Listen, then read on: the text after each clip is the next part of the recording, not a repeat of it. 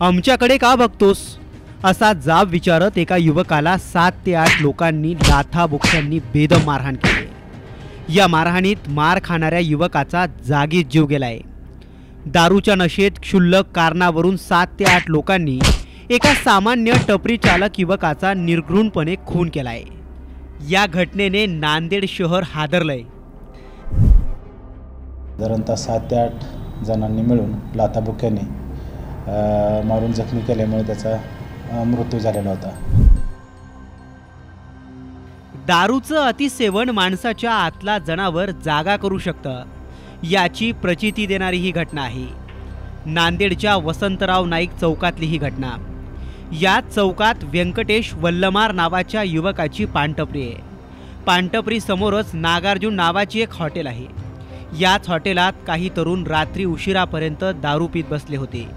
दारूने त्यांच्या मेंदूवरचा ताबा मिळवला होता। रात्री 1-1:30 वाजेची वेळ।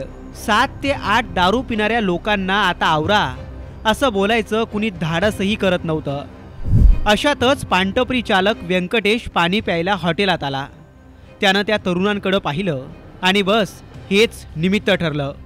तू आमच्याकडे का पाहतोस याच क्षुल्लक कारणावरून त्याला या 7 ते 8 तळीरामांनी अक्षरशः लाथाबुक्क्यांनी जबर मारहाण केली। कारण म्हणजे जे आरोपी आहेत ते दारू पिण्यासाठी नागार्जुन हॉटेल GN हॉटेल येथे गेलेले होते।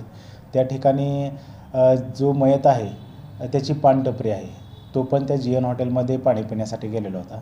त्यावेळी आरोपितांनी तू माझ्याकडे का बघतोस असं म्हणून त्यांची बाचाबाची तिथं झाली आणि त्याच्यानंतर त्यांनी 7-8 जणांनी मिळून मारलेला आहे। या मारहाणीत व्यंकटेशचा जागीच जीव गेला। सध्या पोलीस आरोपींच्या शोधात आहे, पण दारूच्या नशेत क्षुल्लक कारणावरून एका गरीब तरुणाचा नाहक जीव गेला, यावरून नांदेड शहरात सर्वत्र हळहळ व्यक्त केली जाते। नांदेडवरून संजय सूर्यवंशीसह ब्युरो रिपोर्ट, साम TV न्यूज, मुंबई।